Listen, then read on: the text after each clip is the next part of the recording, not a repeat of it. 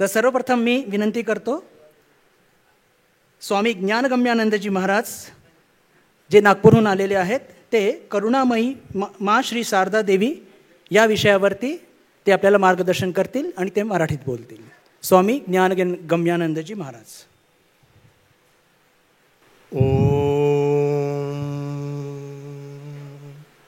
जननीं शारदां देवीं रामकृष्णं जगद्गुरुं पादपद्मे तयो श्रित्वा प्रणमामि मुहुर्मुहुः. उपस्थित समस्त साधू वृंदाला माझा सश्रद्ध प्रणाम. उपस्थित समस्त भक्तांना माझा सादर नमस्कार. आजच्या या सभेसाठी मला जो विषय दिला गेला आहे तो आहे करुणामयी श्री माताजी. बघा, व्यवहारात पण आपल्याला एखादा चांगुलपणाचा अनुभव आला, एखादा निस्वार्थी मदतीचा अनुभव आला तरी माणूस तिथे मूक होतो, माणूस काही बोलू शकत नाही तिथे.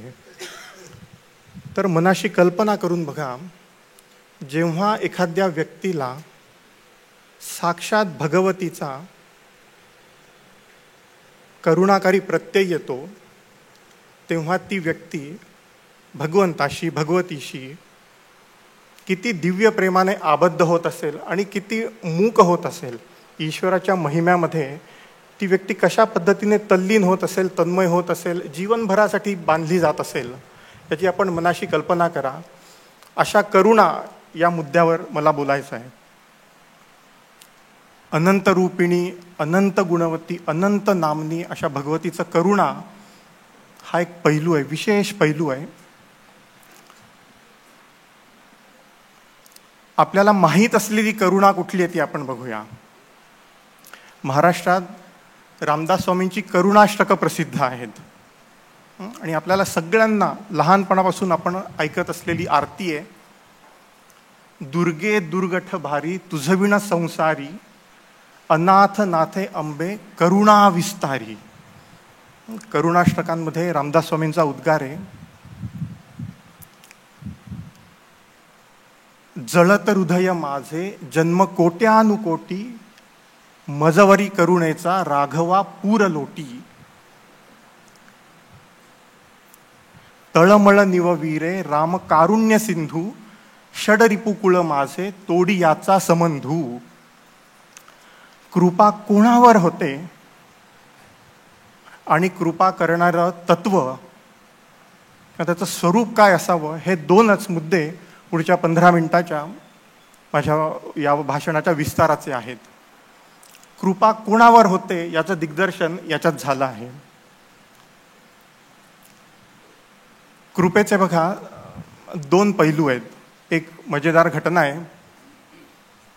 एकदा एक राजा मोठा प्रसन्न झाला, काही कारणामुळे एक राजा अतिशय प्रसन्न झाला आणि त्याने ठरवलं की मी आज काही प्रमुख कारागृहांना भेट देईल. मी येते काही दिवस देशातल्या प्रमुख कारागृहांना भेट देईल आणि तिथल्या कैद्यांची जी काय मनोवांछा असेल ती मी पूर्ण करेल. अनेक कारागृहांमध्ये हा राजा गेला आणि तिथल्या अधिकाऱ्यांनी असं जाहीर केलं की राजा अतिशय प्रसन्न आहे, तुम्ही जे मागेल ते राजा तुम्हाला देईन. आणि अनेक कैदी असे मागायला लागले की राजा, आम्हाला वर्षातून 2 साबण मिळतात ते 3 कर, आम्हाला 3 टूथपेस्ट मिळतात त्या 4 कर. आणि अनेक कारागृह असं फिरल्यानंतर एका कारागृहातला माणूस म्हणाला की राजा, मला यातून मुक्त कर. कोणावर करुणा होत असते, कोणावर करुणा होत नसते याचं हे दिग्दर्शन आहे. ज्यांना टूथपेस्ट साबण पाहिजे होतं ते त्यांना मिळालंच, पण ज्याला या कारागृहातूनच मुक्त व्हायचं होतं त्याला अशा रीतीची मुक्ती पण राजाने देऊ केली. आणखीन एक मजेदार प्रसंग आहे. एका माणसाला पैशांची काही गरज होती म्हणून त्याने देवीच्या मंदिरात भगवतीकडे प्रार्थना केली की आई, मला 10,000 रुपये दे, मला पैशांची गरज आहे, तू मला 10,000 रुपये दे, 5,000 रुपये मी तुला देईल, हुंडीत टाकेन आणि 5,000 माझ्या कामासाठी वापरेल. आणि मंदिरातून प्रार्थना केल्यानंतर अशा रीतीने भगवतीची करुणा भाकल्यानंतर बाहेर आल्यानंतर त्याला एक पैशांचं पाकिट सापडलं आणि त्याच्यामध्ये 5,000 रुपये होते. त्यावर तो भक्त प्रसन्न होऊन म्हणाला की देवी, तू किती करुणामयी आहेस, तू तुझा वाटा आधीच काढून घेतला, आता हे 5,000 रुपये मी माझ्यासाठी वापरेन. करुणा, धनधान्य पशुवृद्धी पुत्र पौत्र समग्रही पावती रूप विद्यादी. आपल्याला अशी करुणा पाहिजे का की हे माते मला विवेक दे, मला वैराग्य दे, मला ज्ञान दे, मला भक्ती दे, अशी करुणा पाहिजे आहे. बघा, भगवतीचा ना खेळ खरंच इतका विलक्षण आहे, अचिंत्य. सर्व मंगल मांगल्ये शिवे सर्वार्थ साधिके. काय मागावं याचा विवेक आपल्याला करायचा आहे. तर आपला भाव कसा असू नये ते आपण पाहिलं. आपला भाव कसा असावा, तर ही 2 उदाहरणं आपण बघितली. एक आपल्याला माहिती असलेली जी आरती आहे की दुर्गे दुर्घट भारी तुझ विण संसारी, तुझ विण संसारी दुर्घट भारी. हे दुर्गे, तुझ्या विना हा संसार मला दुर्घट आहे, मला अशक्यप्राय आहे हा तरुण जाण्यासाठी. अनाथ नाथे अंबे करुणा विस्तारी. इथे बघा, करुणेमध्ये स्वतःच्या हताशेची, स्वतःच्या दुर्बलतेची एक जाणीव आहे आणि त्याचबरोबर त्याच्यामध्ये दैवी शक्तीवर एक वेगळ्या प्रतीचा भरोसा आहे. अशा पार्श्वभूमीवर, असा मनोभाव असलेल्या साधकावर भगवतीची खऱ्या अर्थाने कृपा होते, करुणेचा वर्षाव होतो. तर 3 मुद्दे जे करुणेसाठी आपल्या बाजूने आवश्यक आहेत, भक्ताच्या बाजूने आवश्यक आहेत, जे रामदास स्वामींच्या करुणा स्तोत्रांमध्ये, आपल्या या आरतीमध्ये आणि स्वामीजींचं पण आहे बघा. भक्तीर भगश्च भजनम, की भगवंता भक्ती, भग ज्ञान आणि भजन हे केलं असता भवसागर पार होतो, हे मी तोंडाने म्हणतो. नच भाती किंचित, हृदय न भाती किंचित, परंतु भगवंता हे माझ्या मनात प्रकाशत नाही. तस्मात त्वमेव शरणम मम दीनबंधो, की मी खरोखर दीन आहे असं आपल्याला आपल्याबाबत एक प्रत्यय आला पाहिजे की माझी मानवी शक्ती अतिशय मर्यादित आहे आणि जोपर्यंत मी ईश्वरी शक्तीने संपन्न होत नाही तोपर्यंत माझ्या जीवनाचं कल्याण होण्याची, धन्यता होण्याची, कृतार्थ होण्याची यत्किंचितही संभावना नाही. इंद्रिय निष्ठा का ईश्वर निष्ठा, खरोखर आंतरिक वैराग्य असणं, खरोखर अनंतत्वाची, ईश्वरत्वाची, अमृतत्वाची आंतरिक आस असणं आणि तृतीयतः ईश्वरावर भरोसा असणं. जग जितक्या प्रमाणात मला सुरक्षितता देऊ शकतं, जग जितक्या प्रमाणात मला सुख देऊ शकतं, जग जितक्या प्रमाणात मला शांती देऊ शकतं, त्याची वैयर्थता जिथे मला प्राणोप्राण जाणवते, अशा मनोदशेमध्ये भक्त करुणा याचत असतो. भक्ताच्या बाजूने हे 3 निकष आहेत. इंद्रिय निष्ठा नव्हे, ईश्वर निष्ठा. भरोसा हा केवळ ईश्वराचा आणि आंतरिक असणारी तळमळीची, अमृतत्वाची, अनंतत्वाची इच्छा. करुणा करणाऱ्या माताजी, त्यांचेही 3 पैलू आहेत जे केवळ आंतरिक मननाचे आणि ध्यानाचे विषय आहेत. खरोखर शब्दांनी न त्याला स्पर्श करता येत नाही. जाहीर सभेमध्ये सांगायचं म्हणून आपण काही मांडणी करतो, पण हे हृदयाच्या इतक्या अंतरतम प्रदेशात अनुभवायचे विषय आहेत. आपल्या सगळ्यांना हे सुविदित असेलच.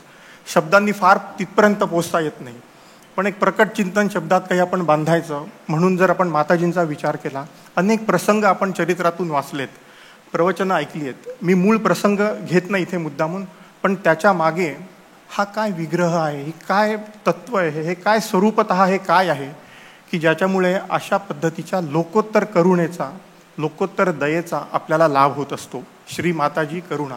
3 मुद्दे. पवित्रता स्वरूपिणी,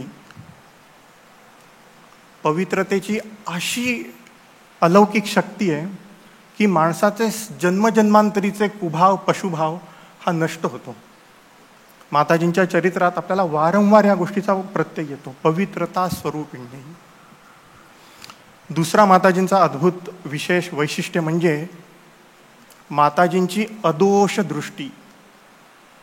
सामान्यरित्या पण काय अद्भुत चारित्र्य बळाची व्यक्ती असेल की जी दुसऱ्याच्या गुणांचा विचार न करता तत्वासाठी त्याच्यासाठी आपलं कर्तव्य करत असेल, अशा व्यक्तीचं लौकिकातलं आपण उदाहरण बघू की अशा व्यक्तीचं चारित्र्य बल किती अद्भुत आहे की जी समोरच्याच्या दोषांचा अवगुणांचा विचार न करता त्याच्या प्रतीचं आपलं कर्तव्य करीत असेल. आणि याचं लोकविलक्षण लोकोत्तर उदाहरण साक्षात श्री माताजी आहेत. आणि तिसरी विशेष गोष्ट माताजींची की ज्याच्यामुळे त्या करुणामयी माताजी आपण म्हणतो, अनुग्रह शक्ती. हे भगवंताचं भगवतीचं हे एक अनन्यसाधारण लक्षण आहे, वैशिष्ट्य आहे की यांच्यामध्ये अनुग्रह शक्ती आहे.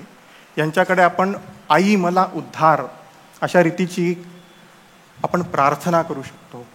काय विलक्षण शक्तीचा संचय यांच्या ठायी असेल याची आपण मनोमंजरी कल्पना करू शकलो तरी आपल्यासारखे खरोखर भाग्यवान आपणच. हा पण इतका अंतरीच्या अंतरी अनुभूतीचा विषय आहे की शब्दांनी याच्यापर्यंत पोचता येत नाही.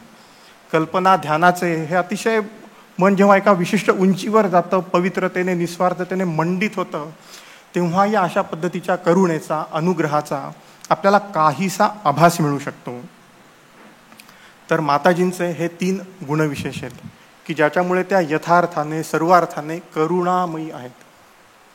पवित्रता, अदोष दृष्टी आणि अनुग्रह शक्ती. माताजींच्या आणि ठाकूरांच्या करुणेमध्ये काही फरक आहे का हो? भगवंताच्या आणि भगवतीच्या करुणेमध्ये काही अंतर आहे का? थोडासा मुद्दा शिथिल करून असं सांगता येतं की बघा, हसऱ्या मुलाला ना बाप उचलून घेतो. हसरं खेळतं गुणी मूल असेल त्याला बाप सहज उचलून घेतो, पण एखादं रडकं आणि मळकं मूल असेल त्याला आई उचलून घेते. ठाकूरांचं थोडंसं असं आहे, खूप साधना चतुष्टय संपन्न, श्रवण मनन निधिध्यासामध्ये प्रगत अशा जणांना ठाकूर ओढतात आणि जे अडखळत धावत पडत जे शिकत आहेत अशांकडे माताजींच्या करुणेचा कृपेचा ओघ असतो. म्हणून बघा ठाकूरांचं वर्णन आहे, करुणाघन कर्म कठोर, की ते करुणाघन आहेत पण ते कर्म कठोर पण आहेत ते. पण माताजींच्या करुणेला दयेला काही थांग नाही, काही पार नाही. म्हणून बघा स्वामीजी एका पत्रात म्हणतात, आपल्या गुरुबंधूंना म्हणतात, कल्पना करा पत्रामध्ये माणूस हृदगत लिहितो. जाहीर व्याख्यानांमध्ये स्वामीजींनी हे उद्गार नाही काढले, भारतीय व्याख्यानांमध्ये हा उद्गार नाही आढळणार. विवेकानंदांच्या सहवासात की बाबा जेवण झाल्यानंतर माणूस थोडा रिलॅक्स मूडमध्ये बोलतो, विवेकानंदांच्या सहवासात हा उद्गार नाही सापडणार, हा पत्रात सापडतो. ती पत्रसुद्धा अतिशय जे आत्मीय गुरुबंधू आहेत त्यांना लिहिलं आहे. आणि त्याच्यात स्वामीजी म्हणतायत की तुम्ही अजून कोणी आईची कृपा समजली नाही आहे. वडिलांच्या कृपेपेक्षा आईची कृपा अनंत पट असते, है ना.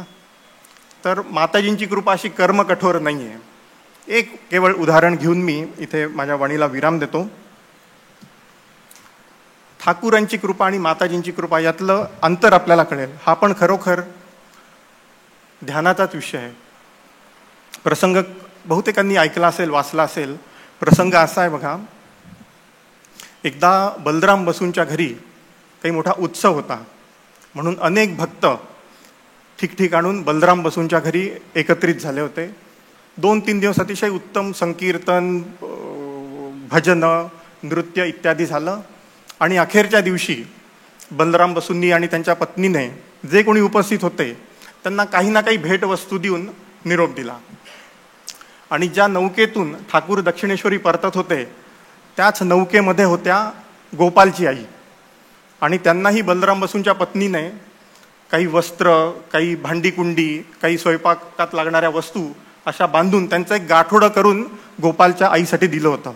गोपालची आई, पुण्यातले लोक सगळे सुविद्य आहेत, गोपालची आई निश्चितच माहिती असेल, कामारहाटीच्या अघोरमणी देवी गोपालची आई, की ज्यांना बालकृष्णाचं दर्शन घडत असते. ठाकूरच साक्षात भक्त म्हणायचे की यांच्या प्रेमाचं इतकं आकर्षण आहे की ठाकूर साक्षात यांच्यासाठी बाळकृष्णाचं रूप धारण करतात. अशा गोपालची आई, त्यांचं गाठोडं आणि त्या या ठाकूरांच्याच नौकेत बसून दक्षिणेश्वरला परत येत आहेत. आणि ठाकूरांनी थोड्या वेळाने तिथे दृष्टी टाकली आणि त्यांना लक्षात आलं की हे गोपालच्या आईचं गाठोड आहे. तर बघा, ठाकूरांची पण शिक्षण देण्याची, उद्बोधन करण्याची रीत इतकी विलक्षण आहे की आधी ठाकूरांनी अंदाज घेतला की हे कोणाचं आहे. मग त्यांना लक्षात आलं की हे गोपालच्या आईचं आहे.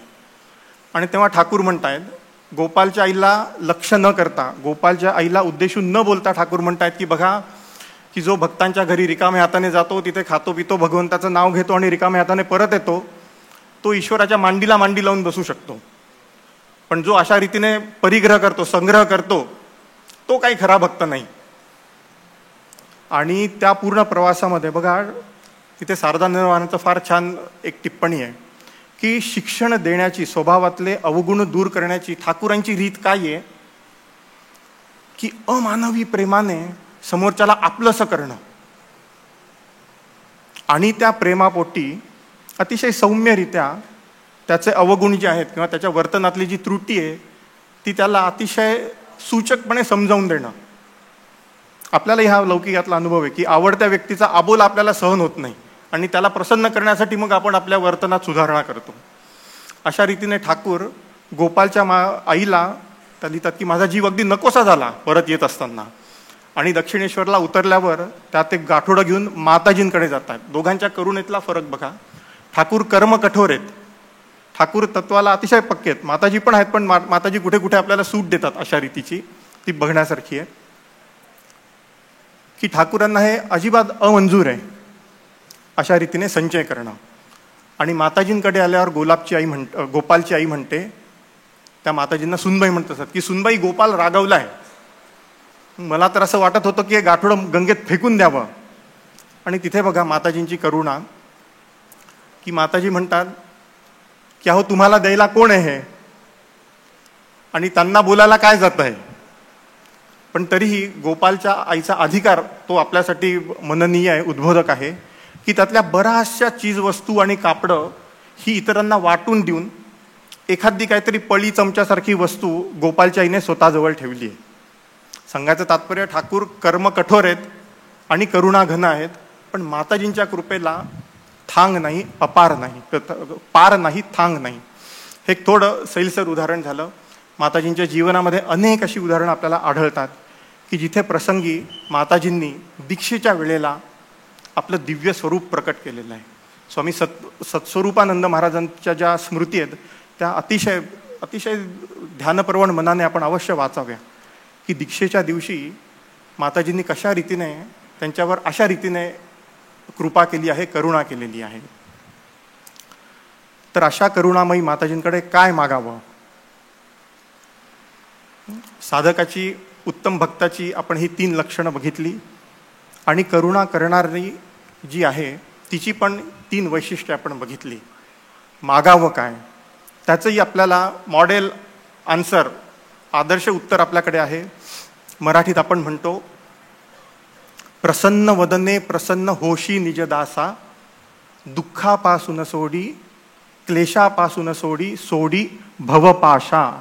अभेदानंदांनी हेच संस्कृतात म्हटलंय, प्रसीद मातर विनयेन याचे, नित्यम भव स्नेहवती सुतेषु, प्रेमैक बिंदू चिरदग्ध चित्ते, विशिंच चित्तम कुरुन सुशांतम. आपण खऱ्या अर्थाने सुपुत्र बनून, सुकन्या बनून माताजींच्या दिव्य प्रेमाचा एक कण तरी याच देही, याच जन्मी आपल्या समस्तांना तो लाभावा अशी मी करुणामयी भगवतीकडे प्रार्थना करतो आणि आपला निरोप घेतो. जय महामाई की जय.